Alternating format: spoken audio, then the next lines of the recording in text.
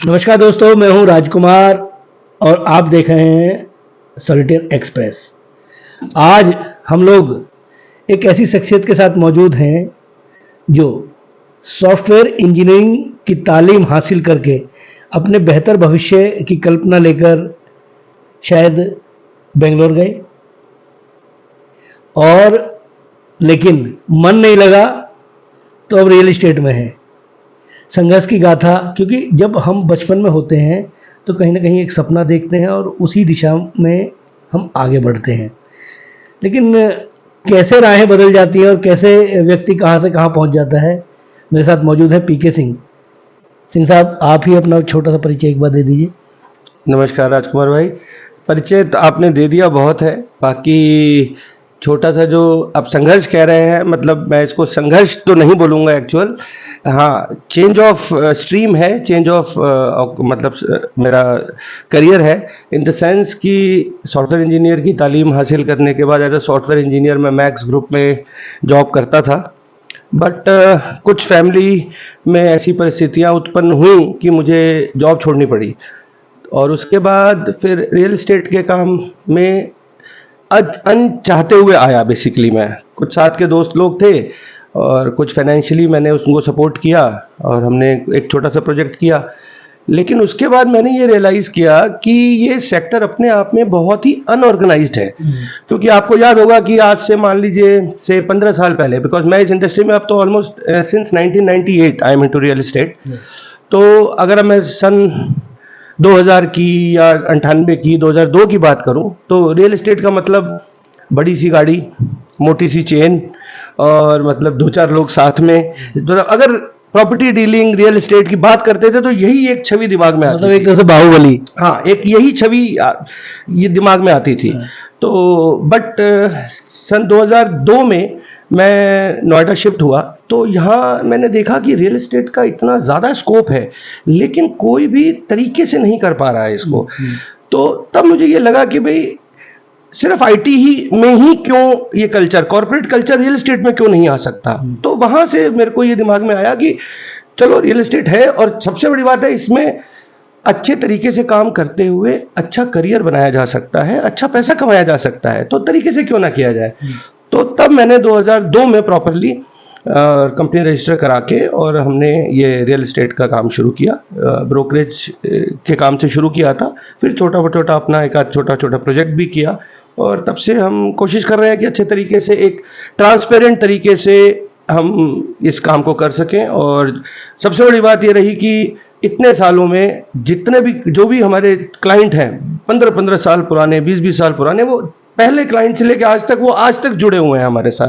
तो ये मैं अपनी एक अचीवमेंट मानता हूँ इस लाइन में। बिल्कुल स्वाभाविक तौर पर हम आपको ये भी इस समय समझना बहुत जरूरी है कि जनपद गौतम बुद्ध नगर के नाम से जिस आज जिले को जाना जाता है उसमें नोएडा जो शहर है वो बिल्कुल, क्योंकि दिल्ली से सटा हुआ। संजय गांधी ने कभी सोचा था कि भाई दिल्ली को डीकंजेस्ट करने के लिए एक शहर बसाया जाए और 1976 में उत्तर प्रदेश औद्योगिक विकास अधिनियम का गठन हुआ। ये एक ऑटोनोमस बॉडी है। जब नोएडा की स्थापना हुई तो नोएडा में किसानों से 4 रुपए मीटर के हिसाब से जमीन ली गई, उसका मुआवजा दिया गया और शायद पहली अलॉटमेंट अगर सेक्टर 15 ये जैसे सेक्टरों की भी बात कर लें तो शायद 168 रुपए या 170 रुपए मीटर के हिसाब से इसकी अलॉटमेंट हुई थी। 1992 में ग्रेटर नोएडा प्राधिकरण का गठन हुआ, ग्रेटर नोएडा बना। उसी बेस पर वो जो औद्योगिक विकास अधिनियम है उसी के बेस पर बना और पहली अलॉटमेंट 850 रुपए मीटर की थी। अब यमुना की तरफ आगे बढ़ रहा है। तो ये जो एक शहर है, ये तो एक बेसिक जानकारी क्योंकि आपके पास होनी चाहिए कि ये शहर है क्या। इसमें नोएडा ही सब कुछ है। शासन के पास, सरकार के पास केवल प्रथम श्रेणी के जो अधिकारी हैं उनको तैनात करने का अधिकार है। यह नोएडा, ग्रेटर नोएडा, यमुना तीनों प्राधिकरण ऐसे हैं कि जो किसानों से जमीन लेकर डेवलप करके और उसको आगे शहर बसाने का काम करते हैं। उसी तरीके से शायद बिल्डर भी लोगों को घर देने का काम करते हैं। अच्छा पीके भाई, एक चीज बहुत महत्वपूर्ण, क्योंकि हम लोग तो इसी शहर में पल के बड़े हुए, बहुत करीब से देखा। छोटे छोटे बिल्डर जो आज बड़े बिल्डर हैं, चाहे हम किसी का भी नाम ले लें, नाम लेना ठीक नहीं होगा, 200-200 मीटर के प्लॉट लेते थे, उसमें फ्लोर बनाते थे, फ्लोर बना के बेचते थे, एक भरोसा कमाया और यहां तक पहुंचे। लेकिन इतनी बड़ी बिल्डिंग सुपरटेक की ध्वस्त हो गई। ये जो पूरा एक गठजोड़ है, इसमें कहाँ क्या कमी, क्योंकि आप इस फील्ड के विशेषज्ञ हैं, आपकी व्यक्तिगत राय क्या, आप इसमें क्या समझते हैं कि ऐसा क्यों हो रहा है? राजकुमार भाई, इसमें देखिए समझने वाली बात है कि पहली बात तो मैं ये बोलूँगा कि कोई भी बेईमान नहीं होता, परिस्थितियाँ होती हैं। अब उस परिस्थिति से कैसे डील किया जाए इस पे डिपेंड करता है। अब अगर मैं उसी से एग्जांपल लूँ आप ही का, कि जो आपने बताया कि बिल्डिंग ध्वस्त हुई, अब उसके अगर हम कारणों में जाएंगे तो सिर्फ बिल्डर की गलती नहीं है, गलती कहीं ना कहीं प्रशासन की भी होगी, गलती कहीं ना कहीं जो गवर्निंग बॉडीज हैं उनकी भी होगी, या अगर गलती ना कहूँ तो नज़रअंदाजी तो होगी ही होगी। तो बहुत चीज़ें आती हैं। मेरा पर्सनल मानना ये है कि ये ध्यान रखना चाहिए कि जो एंड यूज़र है, जो क्लाइंट है, उसका हित हम कैसे ध्यान में रख रहे हैं। अब बेसिकली क्या हुआ इसमें, मैं ये नहीं कहूँगा कि कोई बिल्डर या कोई काम करने वाला बिजनेसमैन बेईमान होता है, जैसे मैंने बताया परिस्थिति होती है। It is lack of management, basically mismanagement की वजह से। कैसे? जब रियल एस्टेट का दौर शुरू हुआ नोएडा में, नोएडा बसना शुरू हुआ, तो चूंकि नोएडा को बसाना था तो सरकार ने बहुत ओपन स्कीम्स निकाली, सस्ते दरों पे जमीन अलॉट की बिल्डर्स को, और पेमेंट प्लान ऐसे बनाए कि आप लंबे अंतराल में आप पेमेंट कर सकते हैं। अब वहां पे क्या हुआ कि जो भी पूंजीपति थे, मतलब उनको रियल एस्टेट का कोई एक्सपीरियंस नहीं, बिल्डर बनने का कोई एक्सपीरियंस नहीं, मैं नाम, वही वाली बात है, नाम लेना ठीक नहीं है, बट जो सच्चाई है वो सच्चाई है। मतलब स्टील के बिजनेस में है, सरिये के बिजनेस में है, सीमेंट के बिजनेस में है, दूध के बिजनेस में है, किसी भी बड़े बिजनेस से अगर उनके पास मोटा पैसा है, इवन के ढाबा चलाने वाले भी, रेस्टोरेंट वाले, होटल वाले, जो भी मतलब पूंजीपति लोग थे उस समय, वो बिल्डर बन गए। क्योंकि कुछ पैसा देना है और जमीन अलॉट करा लेनी है तो हम बिल्डर बन सकते हैं। तो यहां तक तो सब कुछ ठीक है, लेकिन असली कहानी तो इसके बाद की है कि उसको एग्जीक्यूट कैसे करना है। तो वहां पे ज्यादातर लोग फेल हुए। तो वो बेईमानी से नहीं हुए, वो मिसमैनेजमेंट से एंड लैक ऑफ एग्जीक्यूशन की वजह से वो प्रोजेक्ट्स गड़बड़ हुए, डिले हुए। लेकिन अब चूंकि समय बदल गया है, जैसे रेरा बनी, एनसीएलटी बनी, तो पहले शुरू में जब ये गठित हुई थी तो इनके पास इतनी पावर नहीं थी, क्योंकि इनके जो वर्किंग थी वो डिफाइन नहीं थी। But over a period of time ये सब इवॉल्व हुआ है, और आज की डेट में मैं गारंटी के साथ कह सकता हूं कि जितने प्रोजेक्ट हैं देर सवेर वो डिलीवर होने हैं। तो अब आप ये, और प्लस इसमें कुछ गलती कस्टमर्स की भी रहती है। जो आदमी सोचते हैं कि हम 2 महीने में प्रॉफिट कमा लेंगे, हम 1 साल में प्रॉफिट कमा लेंगे, वो चाहे कोई भी बिजनेस हो, चाहे वो स्टॉक मार्केट ही क्यों ना हो, चाहे वो कोई फाइनेंशियल इन्वेस्टमेंट स्कीम क्यों ना हो, जब वहां पॉसिबल नहीं है तो रियल एस्टेट में कैसे पॉसिबल होगा। तो ये चीज से आदमी को बचना चाहिए, समझना चाहिए। तो अब मैं तो ये कहता हूं, जैसे रियल स्टॉक मार्केट में हम कहते हैं कि अगर आप लॉन्ग टर्म इन्वेस्टमेंट के लिए जाते हैं तो आपको कभी लॉस नहीं हो सकता। वही चीज मैं बड़े मतलब कॉन्फिडेंस से रियल एस्टेट के बारे में कहता हूं कि यदि आप लॉन्ग टर्म विजन के साथ जाएंगे तो आपको कभी नुकसान नहीं होगा। मतलब एक मोटो आप समझ सकते हैं कि सक्सेस, और रियल एस्टेट में सक्सेस का मतलब प्रॉफिट। तो your success can be delayed but it can not be denied.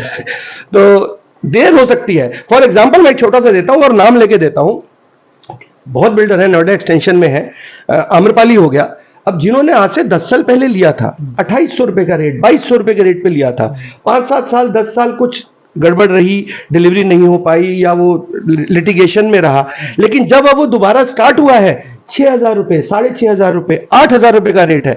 तो जिसने वो 2200 रुपए में लिया था, 3 गुना, उसको आज 3 गुना प्रॉफिट है। लेकिन हाँ, उसको ये 6 साल उसने कैसे गुजारे होंगे, उसका पेशेंस, क्योंकि ईएमआई जा रही है, उनको डिलीवरी नहीं मिल रही है, तो परेशानी हुई, लेकिन वो सारी परेशानियां उनको एकोमुलेट होके प्रॉफिट बन के मिलती हैं। तो आज की डेट में तो कस्टमर इस हिसाब से काफी सेफ है, और आने वाले 5 साल भी बहुत अच्छे हैं रियल एस्टेट में, नोएडा, ग्रेटर नोएडा, और खासकर अब यमुना एक्सप्रेसवे। क्योंकि यमुना एक्सप्रेसवे की डेवलपमेंट, देखिए एक टाइमिंग बहुत जरूरी होती है कस्टमर के लिए कि कब एंट्री करनी है, कब एग्जिट करनी है। तो लोग डिले करते हैं, इंतजार करते हैं कि बन जाएगा तब जाऊंगा, तो बन जाएगा तब तो वो ऑलरेडी अप्रिशिएट हो चुका जितना होना है प्रोजेक्ट। तो इसी तरह हमें टाइमिंग का थोड़ा ध्यान रखना है। तो अगर शॉर्टकट में बोलूं तो आज की डेट में Yamuna expressway is the right thing, क्योंकि अगले 5 साल यमुना एक्सप्रेसवे के हैं, सारी डेवलपमेंट वहीं होनी है। कार्गो हब आ रहा है वहां पे, एयरपोर्ट बन रहा है, 6 लेन 8 लेन का जो एयरपोर्ट बन रहा है, कितनी कमर्शियल एक्टिविटी होगी वहां पे। तो अभी होटल होंगे, फिल्म सिटी बनेगी, फिल्म सिटी बन रही है, सारे बिल्डर्स जो यमुना एक्सप्रेसवे के प्रोजेक्ट आज से 2 साल पहले 2800 3000 के रेट पे थे, आज वहाँ 6500 रुपए हाँ, नीचे तो है नहीं। 47 रुपए के रेट में लॉन्च किए थे प्लॉट, वो आज 50,000 रुपए से पार हो गए हैं। बिल्कुल बिल्कुल, हमारे जानने वाले हैं 4200 रुपए पे यमुना एक्सप्रेस पे प्लॉट अलॉट हुआ था।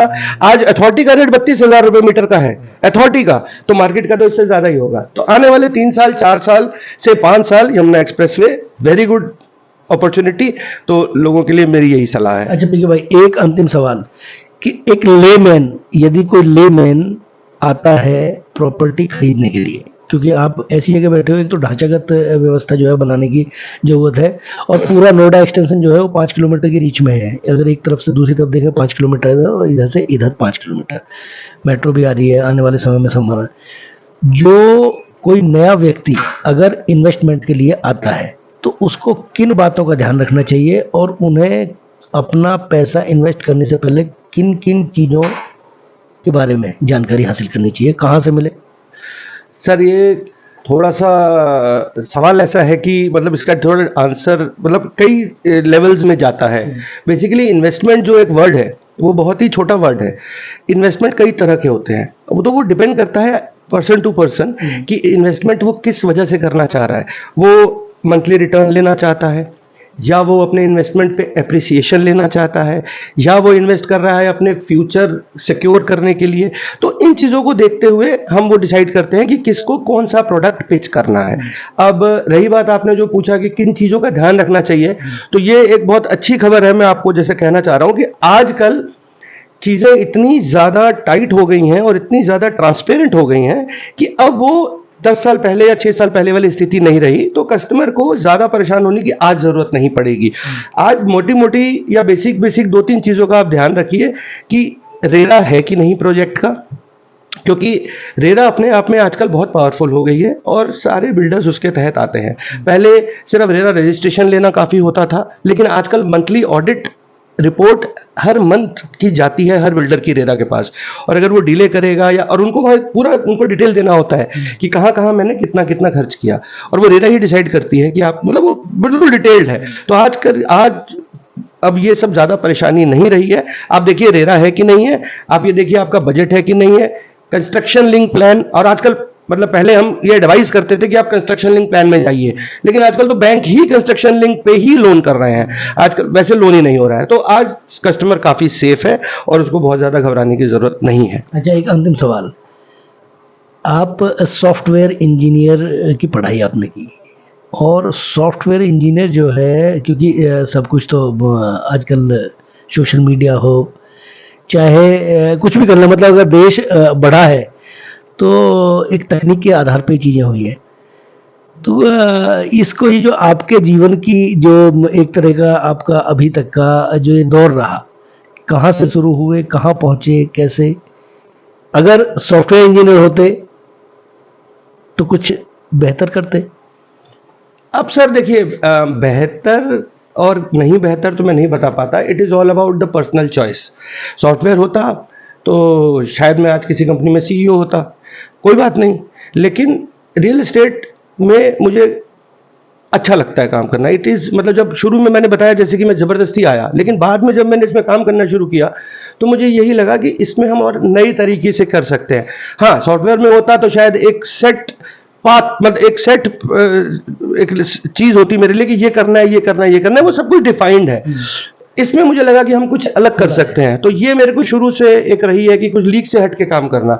और ऐसा नहीं है कि रियल एस्टेट है तो वही, मेरे को वो कॉन्सेप्ट बदलना था कि मोटी चेन और स्कॉर्पियो के बिना भी बीएमडब्ल्यू में बैठ के और सूट पहन के भी रियल एस्टेट का काम किया जा सकता है।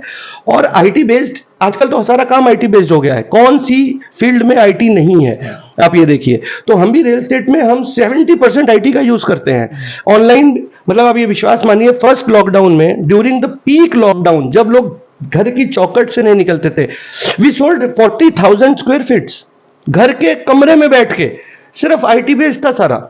हमने ऑनलाइन ही साइट आपको उसका बेनिफिट मिला सॉफ्टवेयर इंजीनियर होने का? हाँ बिल्कुल, मतलब देखो नॉलेज तो हमेशा काम आती है।